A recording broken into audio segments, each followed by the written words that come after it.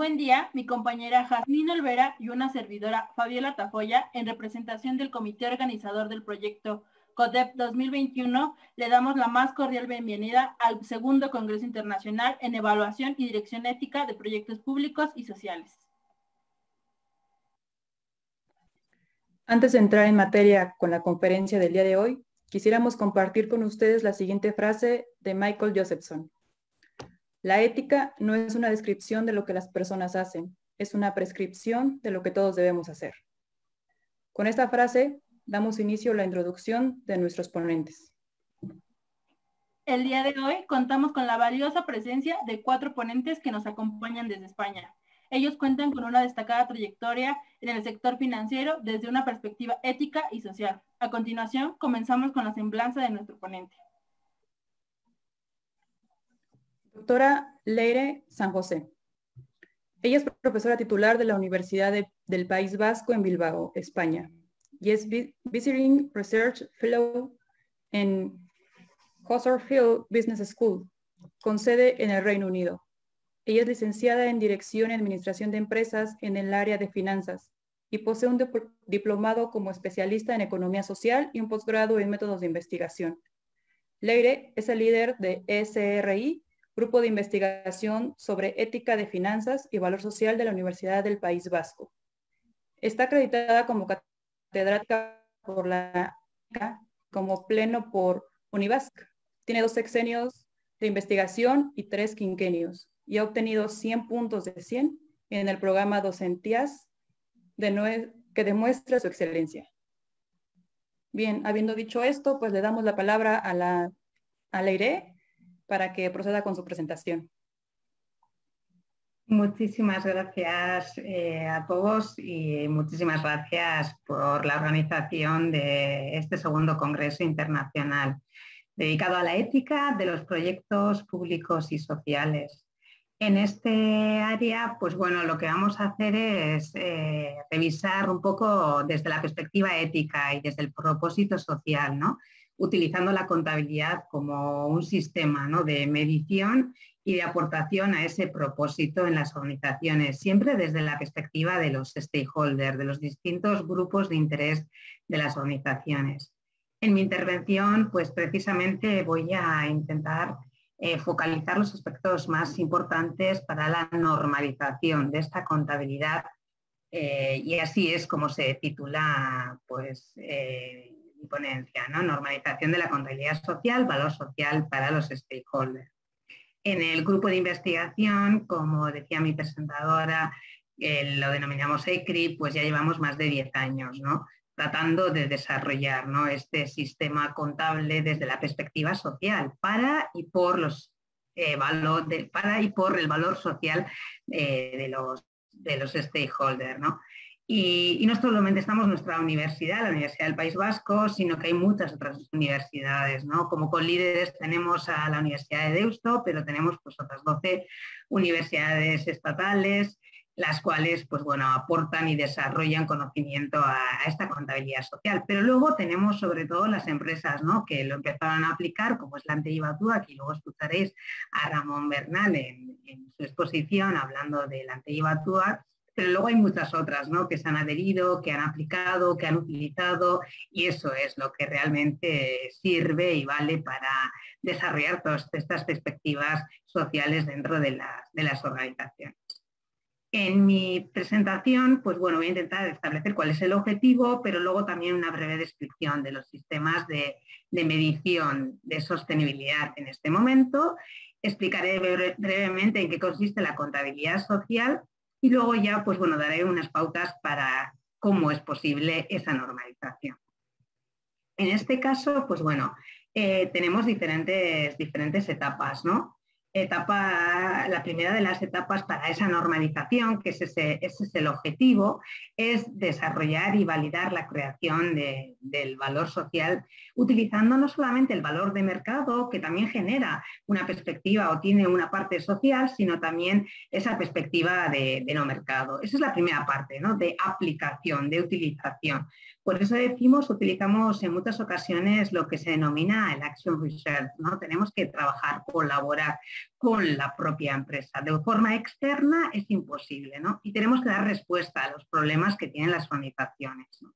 En la segunda etapa es cuando estamos ya en un sistema de madurez y consolidación, y considero que estamos en ese momento, ¿no? Ya hemos consolidado, ya hemos madurado, ya hemos determinado los principios y es momento ahora para teorizar a partir de un montón de experiencias, un montón de casos prácticos en diferentes sectores. Y tenemos ahí algunos de ellos, ¿no? La discapacidad, la sanidad, la cultura, la alimentación, vamos a ir añadiendo.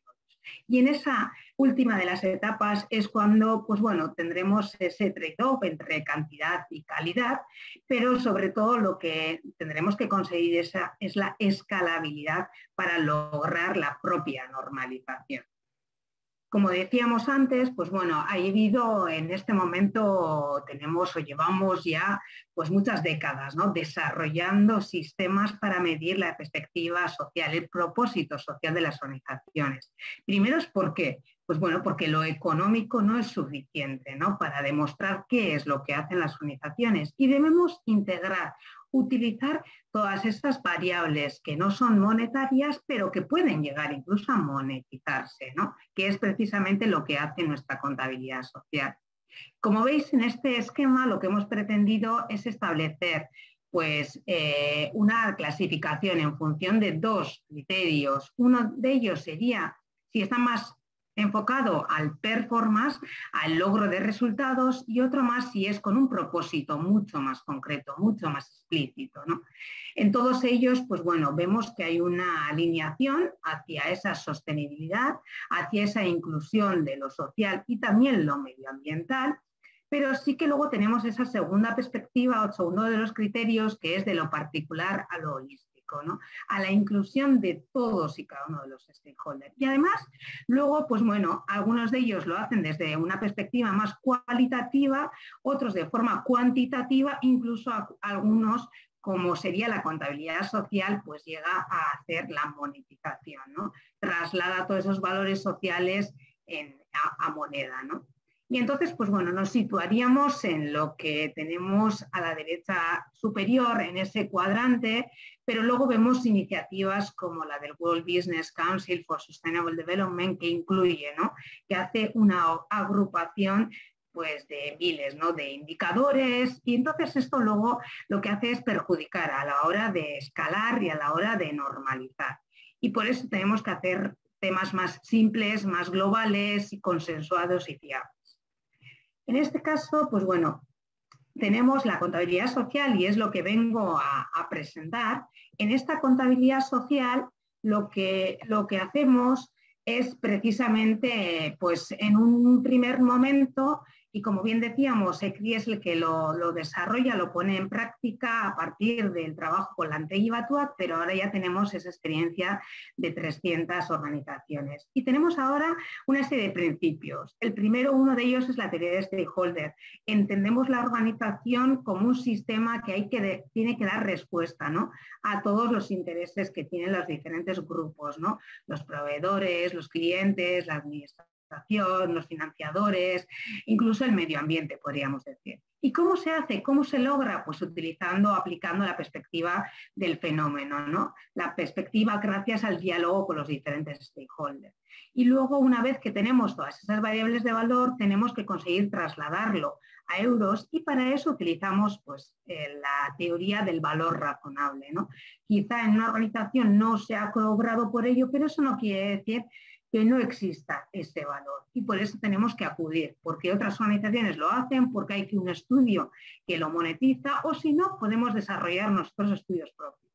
Y tenemos luego ahí el modelo poliédrico, ¿no? En este modelo pues podemos ver, ¿no? Que hay una serie de variables que sí que son propias, explícitas de cada uno de los stakeholders, pero luego y sobre todo en esa centralidad tenemos las variables de valor compartido, ¿no? Que estamos entre todos los diferentes grupos de interés compartiendo y generando.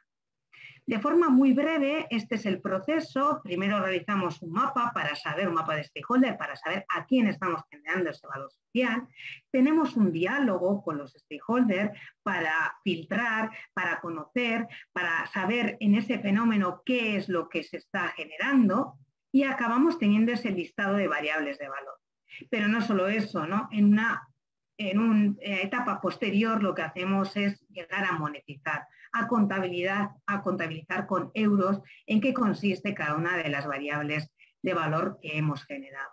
En un momento concreto también cogemos, ¿no?, del económico financiero, de la contabilidad tradicional, porque ahí también aparece una serie de variables. Entre ellas, una que sorprende muchas veces es el propio gasto de trabajadores. Esto también es valor social y entonces lo trasladamos.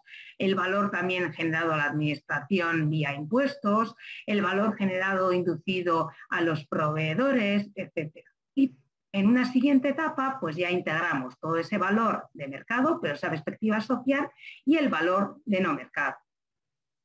Sí que hemos tenido cierto desarrollo y validación, y en un momento concreto y a partir de un MOOC, un curso online gratuito en el cual ya estamos en la 8ª edición, bueno, ya se finalizó, pero bueno, volveremos con la 9ª y la 10ª, ya hemos tenido pues 4.000 estudiantes y hemos tenido un reconocimiento por Naciones Unidas, ¿no?, que ha premiado por tener ese curso y aportar a los ODS, a la propia Universidad del País Vasco. Entonces, no solamente es lo que hacemos, sino también lo que se va validando y consolidando, ¿no?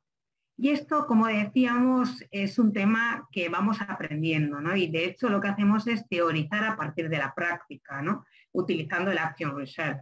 En este caso y en esta transparencia, lo que pretendo decir es que en un momento concreto teníamos una única entidad que era la propia Lantegi Batuak, pero luego, pues bueno, a partir de todos esos años que vienen recogidos en esta transparencia, que en concreto son 6 años, pues ya tenemos un total de 75. A fecha actual tenemos casi ya 300 experiencias incluidas que han realizado esa contabilidad social. Por eso empieza a ser el momento, ¿no?, de realmente escalar y poder normalizar.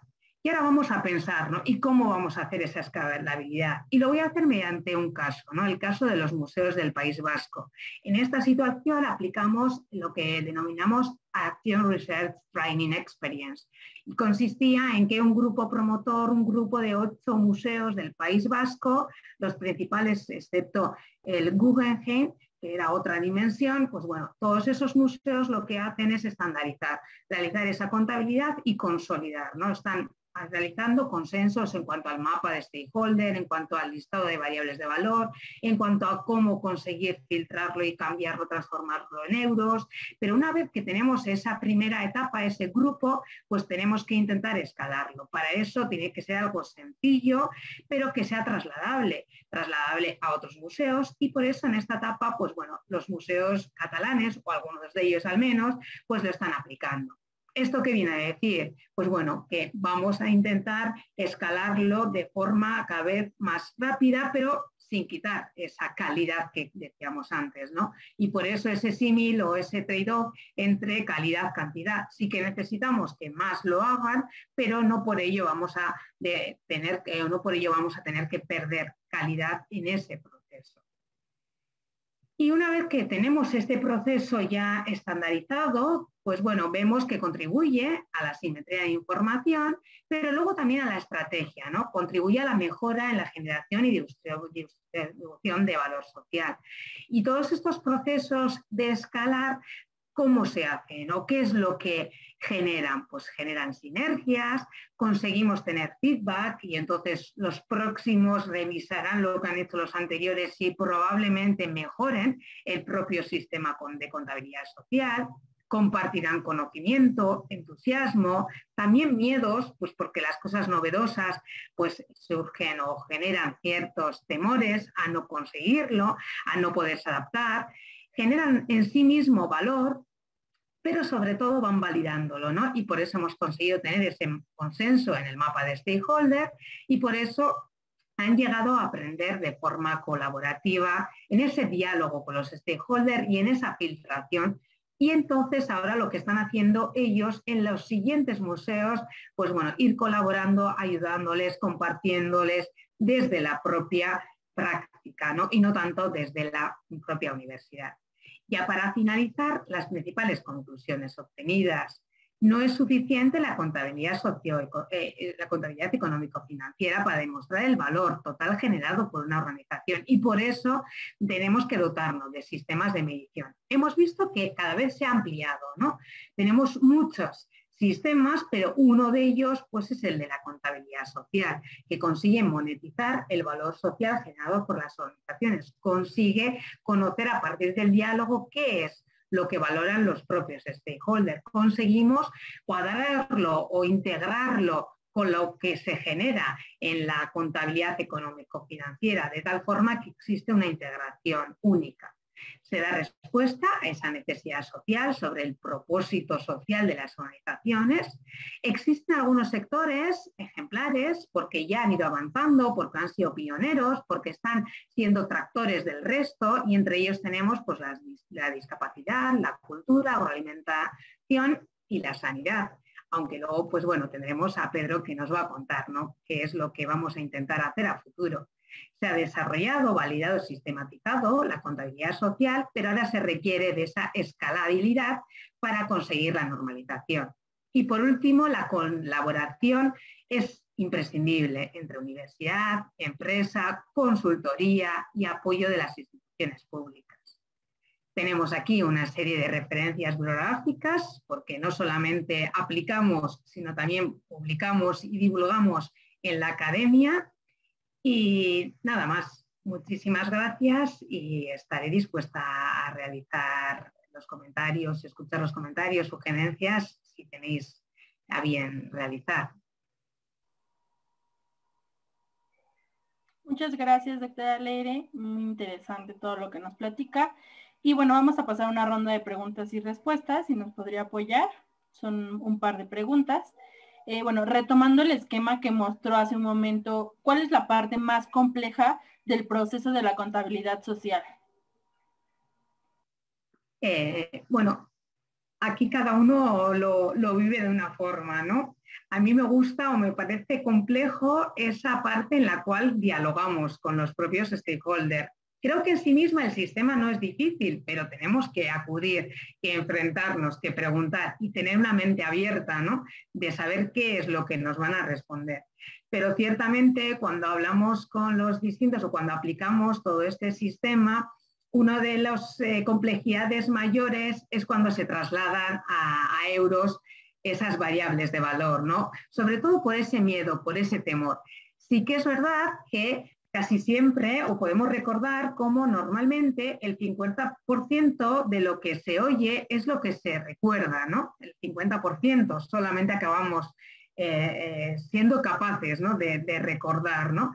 Y sin embargo, cuando practicamos, cuando decimos, cuando hacemos, acabamos recordando el 90%, ¿no? Entonces, por eso precisamente en las últimas veces que hemos aplicado, que hemos realizado las experiencias, pedimos a los propios directores, directivos, gestores de las organizaciones que ellos mismos lo cuenten, ¿no? Y en ese momento es cuando realmente acaban de interiorizarlo 100%. Por mucho que hayan tenido esos temores iniciales, bien por no ser capaces de filtrar esas variables, bien por no ser capaces de transformarlo a euros, pero cuando acaban contándolo lo hacen suyo y sí que 100% consiguen estar convencidos de lo que han hecho, de cómo lo han hecho y cómo lo pueden transmitir.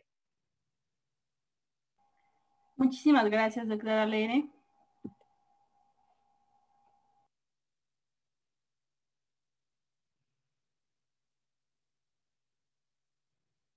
Bien, tenemos otra pregunta. Considerando del SH, cuentan con diferentes criterios. ¿Cómo podemos unificar esos criterios para generar un valor social de impacto?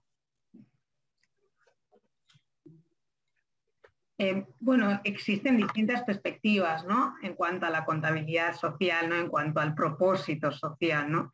Entonces, para la unificación lo que estamos viendo y sobre todo es que tiene que ser algo fiable algo sistemático y algo que sea bastante sencillo de aplicar. Entonces, en un momento concreto tenemos un panorama extenso, ¿no? Que cada uno más o menos acaba desarrollando como puede, como debe, desde distintas perspectivas, pero luego todo eso se va a ir alineando, ¿no? Y entonces en ese momento, en el momento en el que ya somos conocedores de todas las posibilidades, de todo el abanico, es cuando realmente vamos a conseguir esa unificación.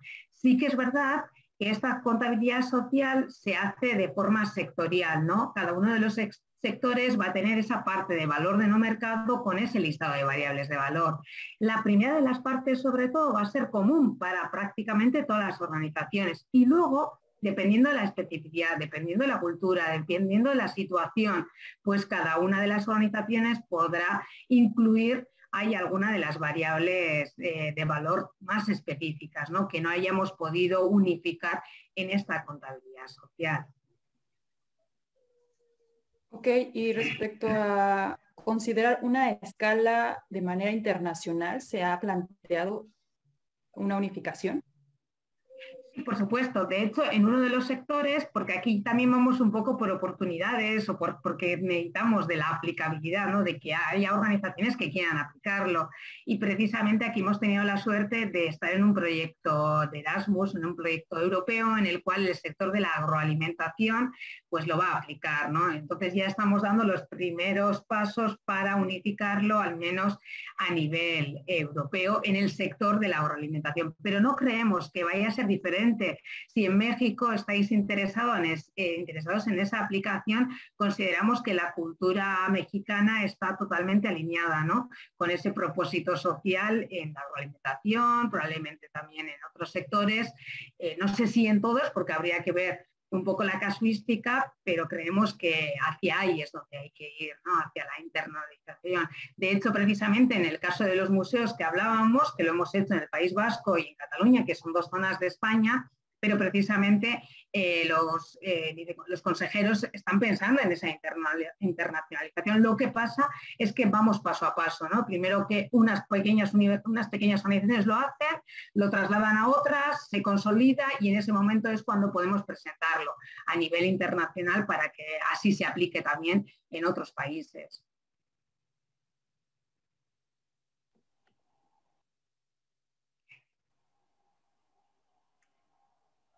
Claro, sí. Muchísimas gracias, doctora Leire. Muchísimas gracias. Ahora continuaremos con la semblanza del doctor Ramón Bernal Uribarrena.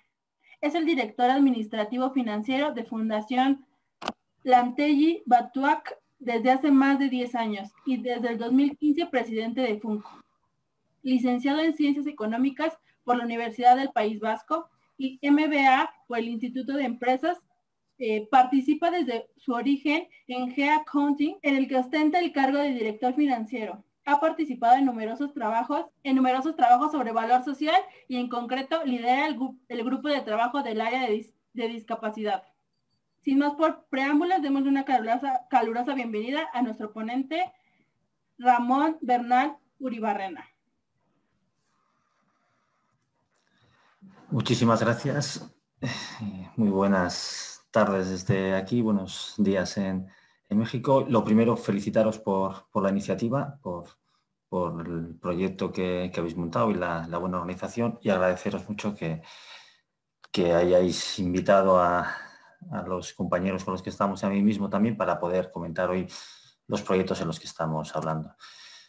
Bueno, este sería el orden de mi presentación, pero tratando de enlazar un poco con la presentación que ha hecho Leire, que ha estado introduciendo un poco el origen de la contabilidad social y del proyecto desde un principio. Bueno, quiero presentar la organización en la que trabajo, Lantegui Batuac.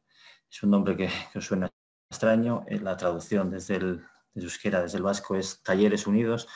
Es un proyecto que tiene casi 40 años, que se empezó en el País Vasco para generar ocupación a las personas con discapacidad, preferentemente intelectual, y que a día de hoy, pues para poneros aquí algunos números, pues estamos cerca de 3.100 personas trabajando allí.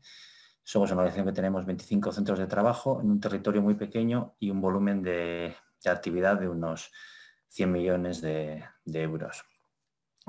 Somos una organización que está muy implicada en la aplicación de los principios de la economía social y todos estos proyectos en los que se trata no solo de contarlos, sino de tratar de promover su uso, pues nos encajan perfectamente. Nosotros, ¿por qué empezamos en este proyecto? Haciendo un resumen rápido, llevamos muchos años hablando, por un lado, de la cuenta de pérdidas y ganancias como una organización que os he dicho que tiene un volumen de actividad económico importante, casi 100 millones de actividad. Al final tenemos que hacer unos estados financieros, explicar los resultados del ejercicio, unos resultados que normalmente eran positivos, pero hay unos años que son mejores y otros peores. Pero eso no era lo principal de nuestra organización, sino que lo principal era el trabajo que hacíamos por promover la integración social de las personas con discapacidad.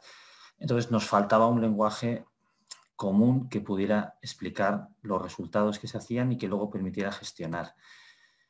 Y esto lo encontramos con la contabilidad social.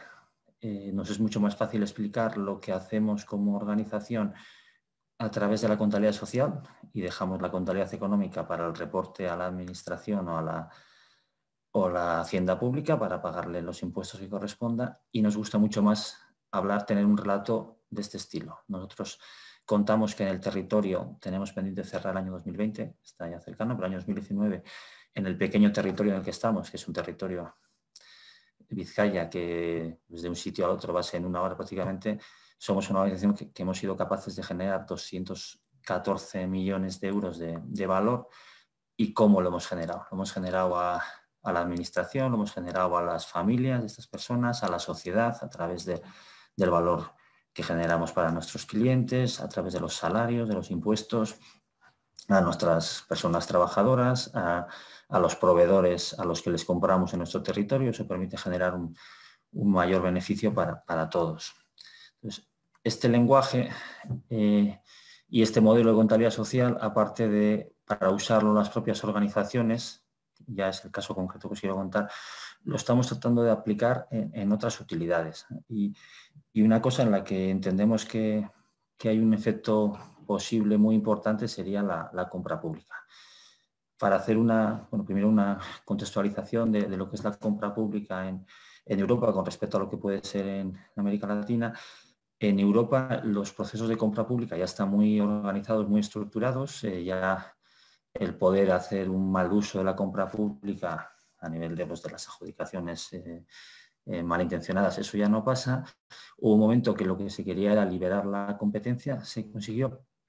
Y ahora la fase en la que estamos es la de tratar de impulsar a que las administraciones, cuando compran cualquier bien o servicio a través de un proceso de compra pública, no solo se dediquen a conseguir el mejor bien y servicio, no se enfoquen solo desde una perspectiva económica, una subasta de precios, sino que también tengan en cuenta otros criterios de valor social. Por ejemplo, el empleo que pueden generar para personas en riesgo de exclusión, el empleo que pueden generar para personas con discapacidad, el efecto medioambiental que se puede generar a través de una elección u otra.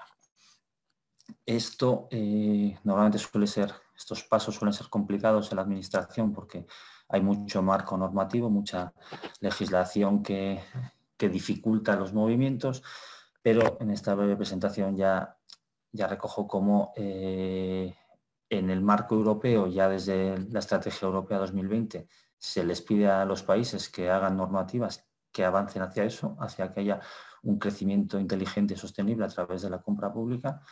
En el caso del Estado español hay una ley de contratos desde el 2017, hay un marco normativo que lo permite, pero en la práctica, pues las inercias que tiene la propia gente que está en la administración o la falta de garantía jurídica, pues no les ha permitido todavía dar ese paso. Entonces, nosotros hemos revisado a la hora de hacer este trabajo cómo hay una creciente demanda en mejorar la eficiencia de esos procesos de compra pública. Hay muchas líneas de investigación que están trabajando en ello. El trabajo de Retolaza y nuestra compañera Leire San José que tenemos aquí sobre cómo incorporar aspectos sociales, además de los económicos, en la valoración de estos procesos. Otros trabajos, otros compañeros, en este caso canarios, de cómo las licitaciones públicas pueden conseguir mejorar los resultados también sociales. Bueno, hay muchas líneas de investigación que nos apoyan en esto, pero todavía no hemos conseguido llegar al salto de que esta contabilidad social, pues una de las herramientas, se incorpore en los procesos de compra. Para eso hicimos inicialmente un trabajo, un Delphi, que es un estudio entre distintos expertos de todo el Estado español, universidades, administración, empresas, a los que les hemos ido preguntando qué acciones creen que pueden mejorar los resultados de la compra pública. Nos han dado una serie de resultados y nosotros hemos destacado uno, que es el de objetivar los procesos, el de permitir que una herramienta ya no sean tan subjetivas las elecciones y tratar de incorporarlos en los mismos. Y esta herramienta es la contabilidad social. Bueno, esto sería un repaso. ¿Cómo lo hemos...? Aquí lo principal es un cambio significativo sobre cómo se venía haciendo. Lo principal que buscábamos en esto es tratar de demostrar a través de la aplicación de un caso práctico que se puede cambiar la forma de hacer los procesos de compra pública de cómo se venía haciendo hacia el futuro. Entonces, lo que hicimos es elegir un proceso y entendemos que eligiendo este proceso lo aplicamos y si vemos que es una opción útil, plantear la aplicación en el resto. Cogimos un proceso del Ayuntamiento de Bilbao por cercanía y por conocimiento, y este es el caso de un proceso de regeneración de viviendas en uno de los barrios de este municipio.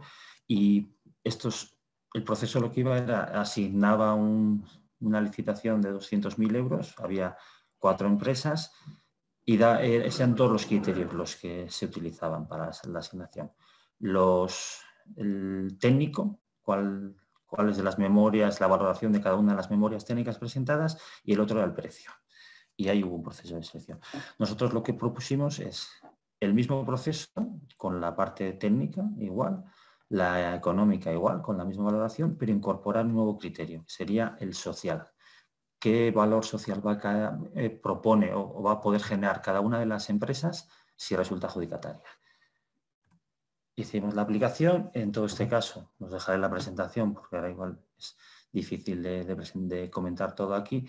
El modelo de contabilidad social lo que nos permitía era, en base a una aplicación concreta, estimar el valor que generaría cada una de las propuestas de las empresas, y esto nos permite incorporar este criterio de una manera objetiva y volver a hacer el proceso de licitación.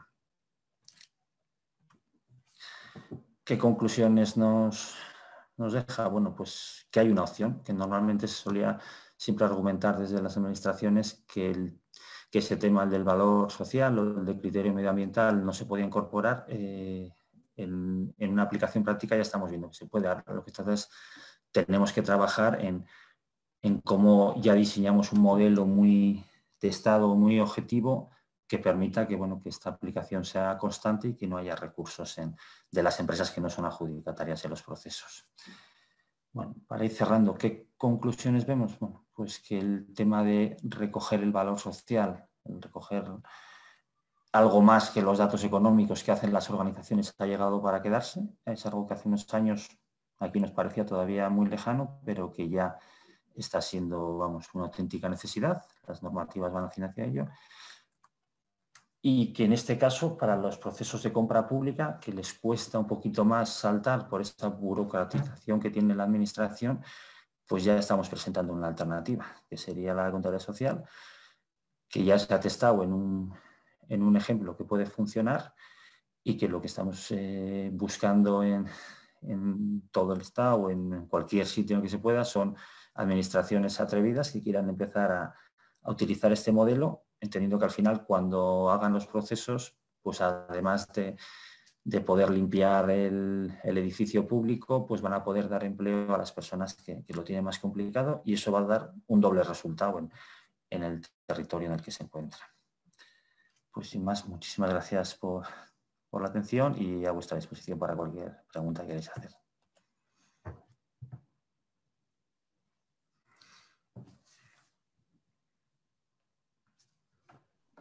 Muchas gracias, doctor Ramón. Y bueno, vamos a comenzar con un par de preguntas. Y la primera pregunta que le quisiéramos hacer es: ¿cuál fue el parteaguas para que se considerara en la Tenji Batuac un esquema social? Bueno, yo creo que nosotros éramos los que lo teníamos más fácil para poder plantearlo, porque somos un híbrido entre una empresa muy mercantil, 3.200 personas trabajando, peleando en el mercado, nosotros hacemos mucho producto de electrónica, montajes eléctricos, pero somos una empresa completamente social, porque el 83% de las personas que trabajan en nuestra organización tiene discapacidad. Entonces, nos veíamos que las herramientas que había no valían. O explicabas la parte económica o explicabas la social, pero no podías explicarlo de manera conjunta. Entonces, bueno, creo que hemos sido de los que más fácil hemos tenido el ver enseguida el modelo, que este modelo de contabilidad social ofrece una alternativa que no había hasta ahora. Es una visión de los resultados de la organización desde una perspectiva global, desde una perspectiva del valor que generas a todos los grupos de interés que tienes en tu entorno. Muchas gracias, doctor Ramón. Bueno, continuando con las preguntas. Durante los procesos de licitación, las empresas que quedan adjudicadas, ¿es necesario que presenten un modelo de valor social aplicable respecto a la empresa a la cual dar el servicio o respecto a sí misma? El modelo que estamos planteando lo que haría es, recogiendo la estructura que tiene cada empresa, ya se puede estimar el valor social que generaría en caso de ser adjudicataria. Entonces, lo que estimamos es un ratio de valor social que genera esa empresa, con la estructura que tiene, por su histórico, por cada euro de actividad que recibe. Entonces, pues, empresas, por ejemplo, que paguen más salarios a los trabajadores o que hagan más compra a los proveedores del propio territorio, ya vienen con una estructura que les va a permitir, en caso de adjudicatarios, pues, tener más. Eso le permite a la administración, recogiendo los balances. En el caso de la investigación no hemos tenido que pedir nada, recogiendo los propios balances que estas empresas tienen publicadas, estimar ese ratio de valor social que generan por cada euro de actividad y entonces simular cuánto es el valor que generarían en caso de ser adjudicatarias. Simplifica mucho el proceso. Lo que comentabais, pues podría ser hacia adelante, si todas las empresas lo van aplicando, pues ya tendríamos unos ratios de cada una de estas empresas y entonces sería más fácil estimar qué valor social calculamos que pueden generar con la adjudicación. En cualquier caso, no sería el único criterio. Siempre decimos que el precio también hay que tenerlo en cuenta, como hacemos cada uno en nuestras compras, el valor social y luego la propia calidad técnica. O sea, pueden generar mucho valor, pero si somos arquitectos y no son capaces de levantar un edificio, pues no pueden resultar adjudicatarios. Es una combinación que permita un equilibrio ya no centrado solo en lo económico, sino viendo una visión más global. Muchas gracias, doctor. Y ya por último, una última pregunta. Al ser licitaciones públicas, ¿qué tanto les ha apoyado el gobierno para poder dar difusión a la causa o a su empoderamiento ante el mercado? Pues no es fácil porque es un cambio y las administraciones les cuesta cambiar todavía más que al resto de las empresas y las organizaciones.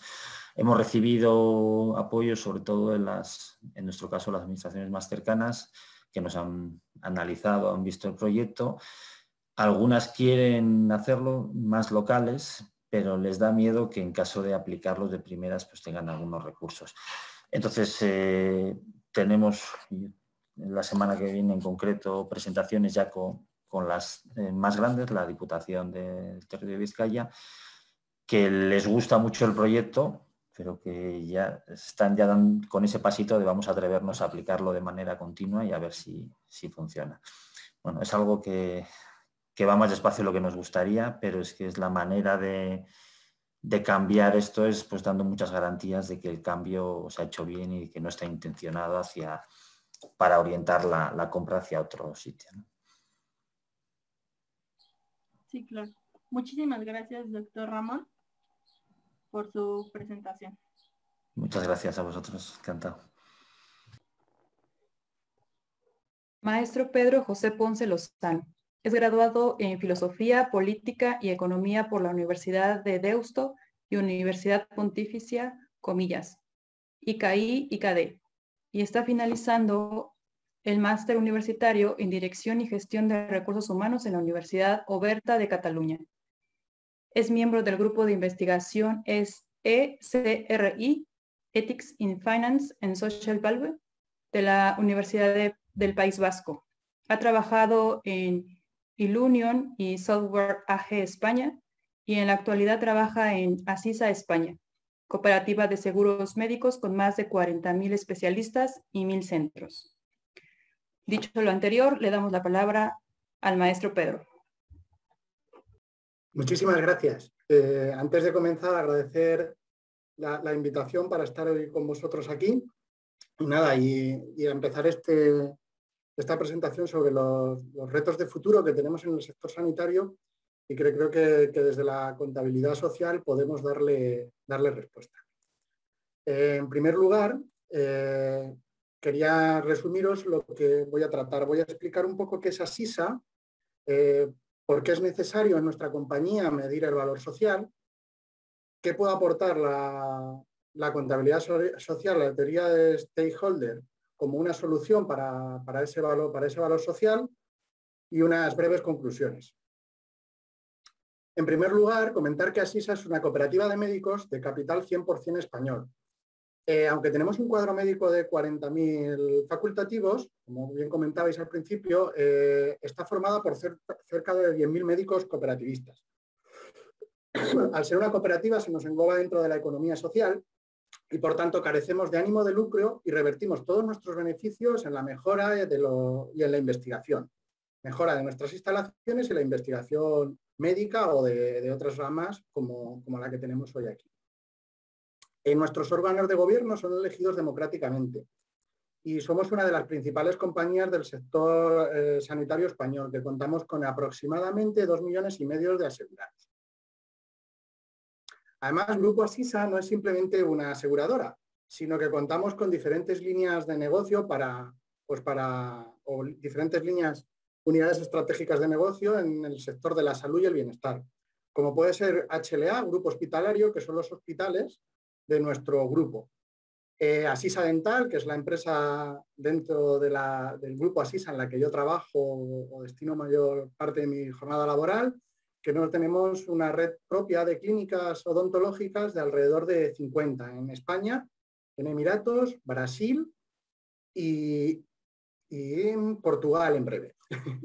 También contamos con Dental Hub, que es una empresa dedicada a la formación de odontólogos, con Asisa Care, que es para el cuidado de la salud, Analiza, que es una empresa de análisis clínicos, la aseguradora propia Asisa Vida y la Fundación Asisa para los proyectos sociales.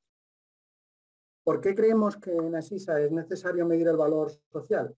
En primer lugar, porque por nuestra propia naturaleza. Como comentado anteriormente, somos una cooperativa de médicos y formamos parte de la economía social. Creemos que nuestra naturaleza propia no es mercantil, sino social, aunque realizamos nuestras actividades mercantiles y tienen que ser eficientes, lógicamente.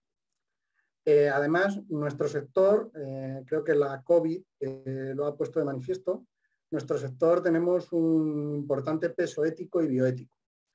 Y creemos que ese peso ético y bioético se tiene que ver, también tenemos que medir cómo lo impactamos o cómo trasladamos eso a la sociedad, ¿no?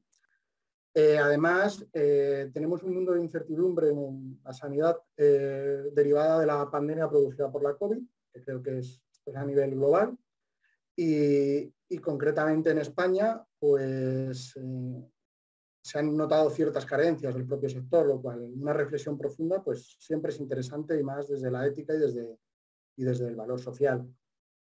También es muy importante, queremos medir científicamente nuestro impacto social, y remarco lo de científicamente, queremos adquirir un modelo consolidado para esta medición y además, aunando con lo que comentaba mi compañero Ramón, también tenemos fuertes vínculos con las administraciones públicas. En España hay un sistema de mutualidades para los funcionarios públicos en las cuales pueden elegir o la sanidad pública o la sanidad privada. Y ahí, pues bueno, también tenemos que licitar propiamente en esos contratos públicos.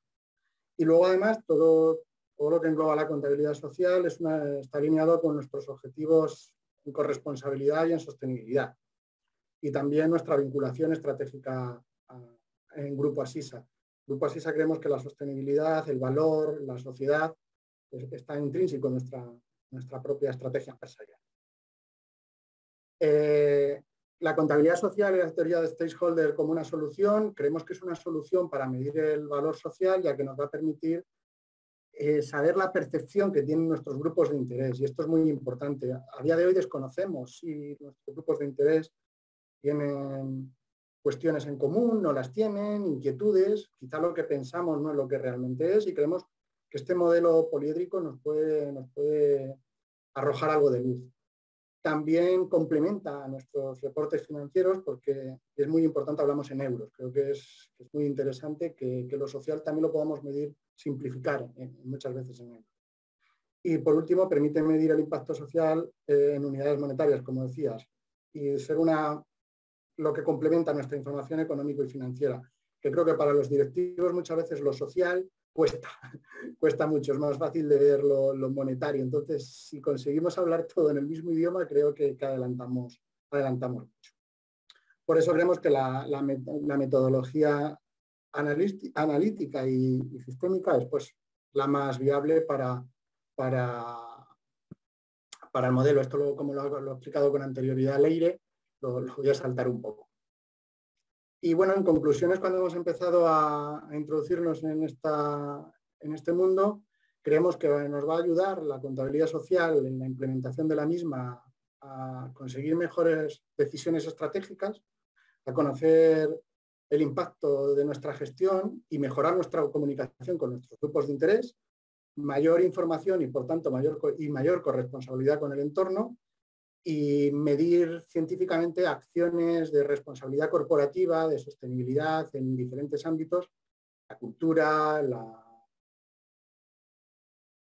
sociedad, sectores de personas en riesgo de exclusión social, que ya venimos haciendo, y que bueno, que si hay una manera de medirlo científicamente, pues mucho mejor.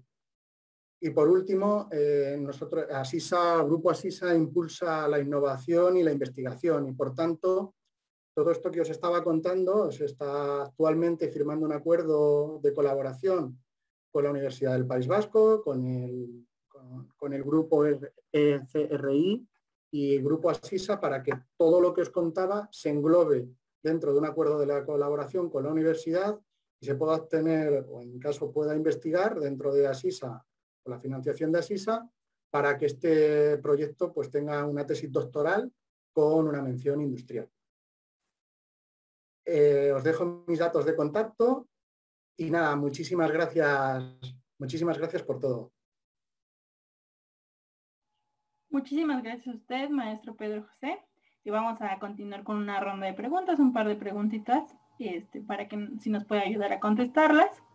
La primera sería, ¿qué tan grande ha sido el crecimiento del valor social de Asisa durante los años comparado el resultado con 2020 y 2021, pues con los años el año de pandemia COVID? A ver, comentar por partes, lo contesto en dos partes. Por un lado, nosotros estamos reportando los informes no financieros desde 2018, que es obligatorio en Europa reportar no financieramente. Queremos ir un paso más allá con la contabilidad social. 2020 todavía estamos calculando que ese reporte no financiero, con la contabilidad social no hemos empezado. Lo que sí se ha notado es, bueno, pues ha sido un año complicado en el sector. En términos globales, ha sido un año muy complicado. Siempre se ve aquí, pues bueno, la saturación de los hospitales, por ejemplo, la falta de material sanitario, pero también el aspecto humano. Me gusta destacar que no se ha prestado mucha atención a esos profesionales, a ese aspecto humano. Y creo que todavía nos va a costar recuperarnos y no nos recuperaremos iguales de la situación que nos ha producido la COVID como compañía. También creo que hemos salido mucho más fuertes. Asisa mucho más fuerte humanamente que antes de la pandemia. Muchas gracias, maestro Pedro.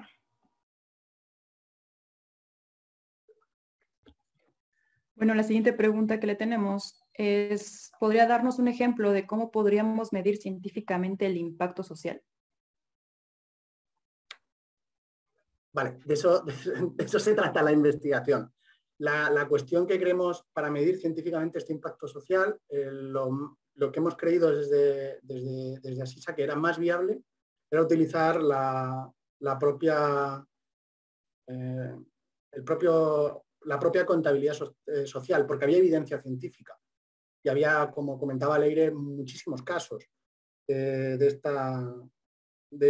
que se puede hacer.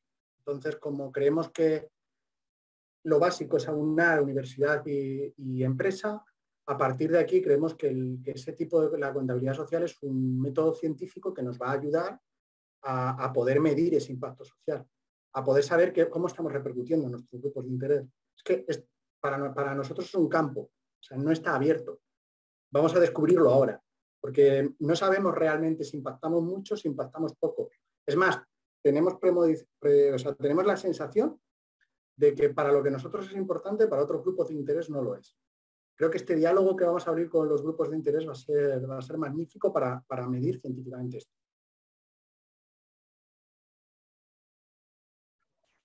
Ok, muchas gracias. Para concluir con esto, la última pregunta. ¿Ha considerado difícil el poder crear un convencimiento en las personas para que se puedan involucrar aún más en el valor social de Asisa?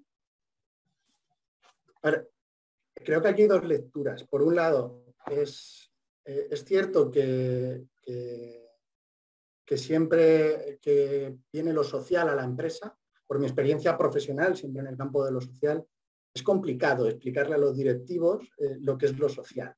Que la forma ética, que hay otra forma de hacer las cosas, ¿no? O que hay otra forma de explicar las cosas o de intentar tomar decisiones y demás.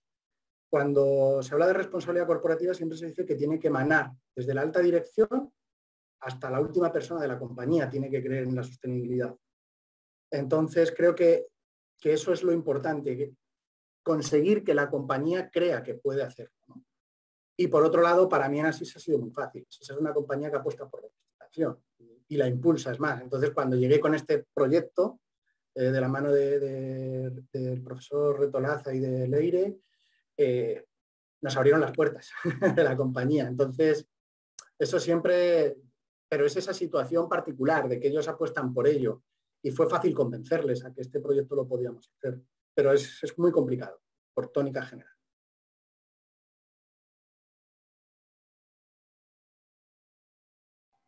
Muchísimas gracias, maestro Pedro, por su valiosa intervención.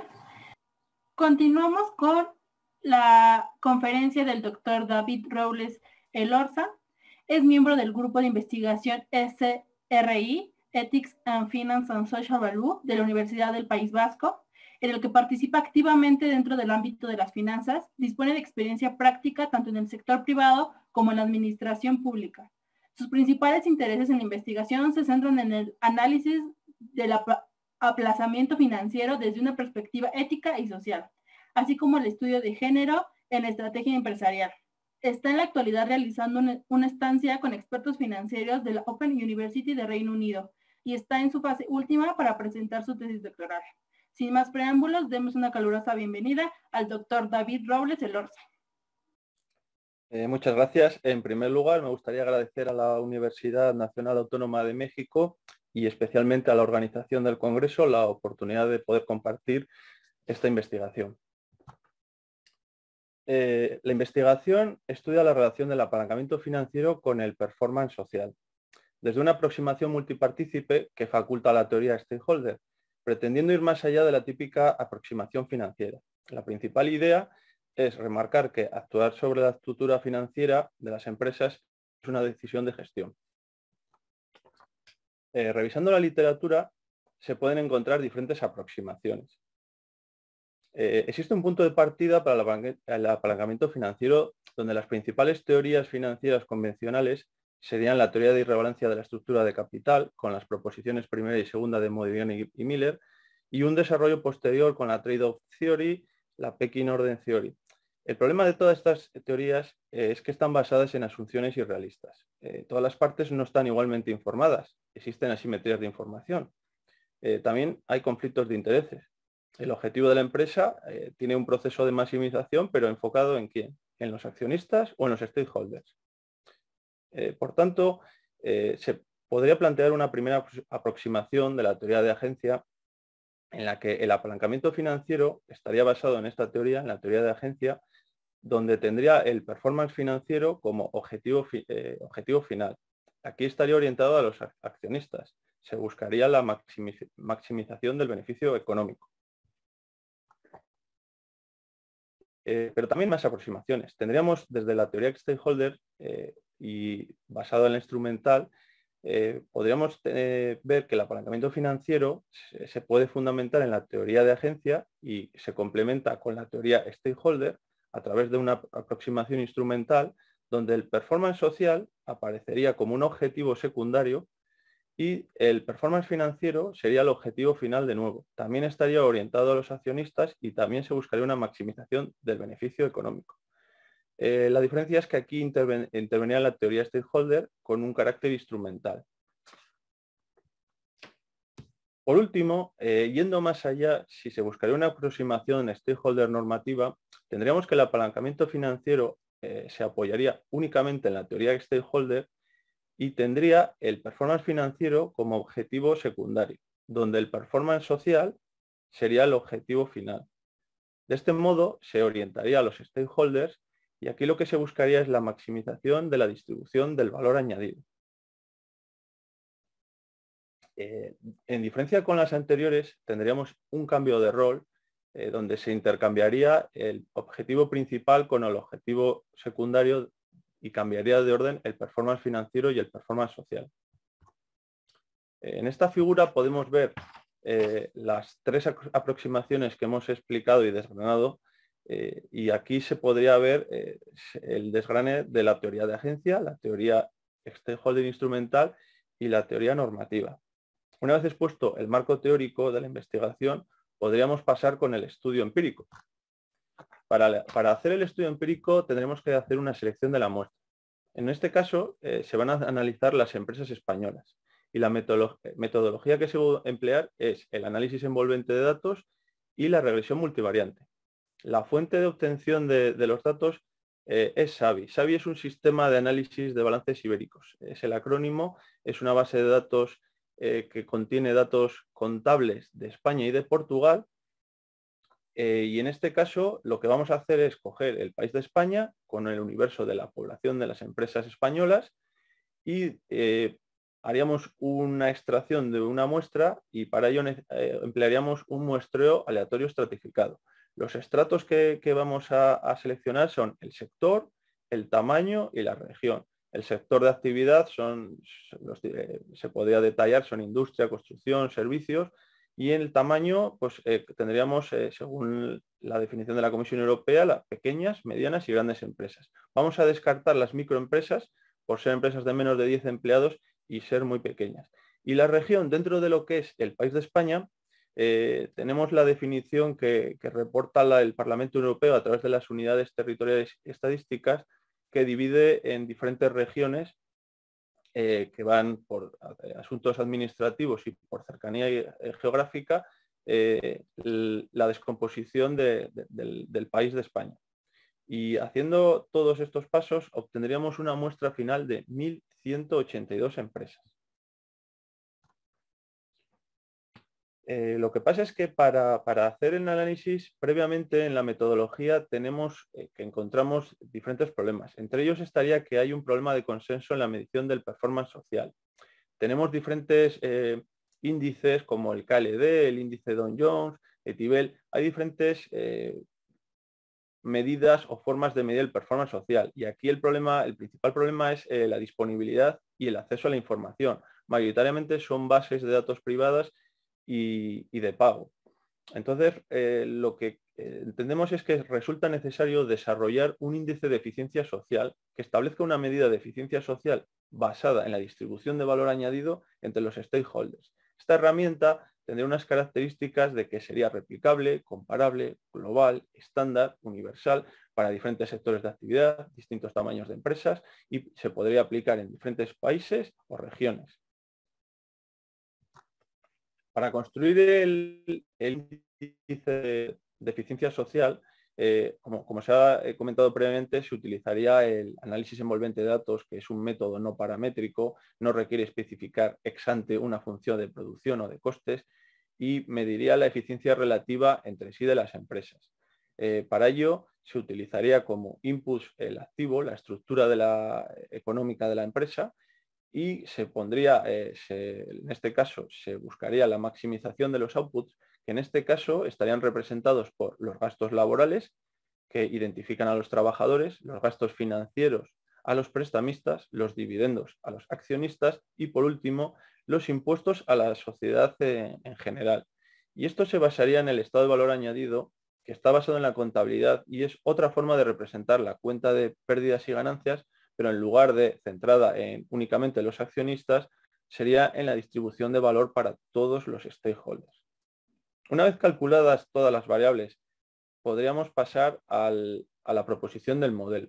En este caso, lo que encontramos es que tenemos como variable independiente al apalancamiento financiero y estaría explicado con la variable dependiente del performance social a través de estudiando el efecto indirecto que tiene el performance financiero como efecto moderador. Esta sería la variable que tenemos moderadora dentro de la relación. A ello habría que añadir que vamos a tener en cuenta las variables de control típicas, que suelen ser el tamaño, el sector, la región y la antigüedad. De tal manera que podemos hacer una predicción de las relaciones que entendemos vamos a encontrar. Entre el apalancamiento financiero y el performance social, apoyado en la teoría del enfoque del oportunismo gerencial, entendemos que esta primera hipótesis va a tener un signo negativo. La segunda hipótesis, la relación entre el performance financiero y el performance social, va a tener un signo positivo a través del enfoque de los fondos disponibles. Y por último, el efecto moderador va a tener como hipótesis tercera también un efecto positivo. De este modo, se hacen las regresiones multivariantes. Para esto se sigue un análisis de moderación con Process a través de lo que propone Hayes en 2013 y encontramos que las tres relaciones en este caso son significativas. El performance financiero con el performance social es ligeramente superior al apalancamiento financiero con el performance social y vamos a verlo de manera resumida en la siguiente diapositiva, en la que vemos cómo el apalancamiento financiero tiene un efecto positivo en el performance social y esto lo explicaríamos con el enfoque de los fondos disponibles. A mayor endeudamiento habría mayores fondos por parte de la empresa disponibles para poder invertir en performance social. En la segunda hipótesis, en este contraste, tendríamos que el performance financiero tendría un efecto negativo sobre el performance social. Aquí podría explicarse la relación a través del enfoque del oportunismo gerencial. Este performance financiero va a tener ese efecto negativo porque los gerentes no lo van a emplear de forma adecuada en invertir en performance social. Y el efecto interacción, en la tercera de las hipótesis, tendríamos un contraste que este efecto interacción tendría un efecto positivo. De este modo, podemos concluir que se desarrolla una metodología alternativa para la medición del performance social, que es necesaria, el índice de eficiencia social, que como ya se ha comentado previamente, tiene unas características de que es replicable, comparable, global, estándar y universal. Es posible considerar el apalancamiento financiero desde una aproximación social y se representa por un efecto moderador significativo del performance financiero en la relación del apalancamiento financiero con el performance social, apareciendo este efecto indirecto. Por tanto, el efecto moderador debe tenerse en consideración. De este modo, el apalancamiento financiero también es bueno para el performance social. Parece que todos los caminos toman la misma dirección. Esto hace que los resultados que nos han dado sean más robustos. Tenemos una relación robusta. Y puede ser otro argumento adicional en favor del apalancamiento financiero para defenderlo desde otro punto de vista diferente al financiero. Esta sería la selección de referencias bibliográficas básicas relevantes que tenemos para esta materia. Y nada, muchas gracias por la atención y estamos a su disposición para cualquier consulta o sugerencia. Muchísimas gracias, doctor David. Vamos a pasar a la ronda de preguntas y respuestas. Y bueno, la primera pregunta que quisiéramos hacerle es, Durante el proceso de selección para el caso de estudio, ¿las empresas se muestran abiertas y entusiastas en participar? Vale, en este caso no se hace un análisis cualitativo en el cual haya entrevistas con las empresas. Lo que se hace es todo un estudio de las finanzas de las empresas a través de su contabilidad. Es lo que he comentado, que es la base de datos SABI, y a través de la contabilidad, que en España todas las empresas tienen la obligación de depositar sus cuentas anuales en el registro mercantil, ofrecen una información que es pública y abierta, y es la que utilizamos para realizar este estudio. Muchísimas gracias, doctor.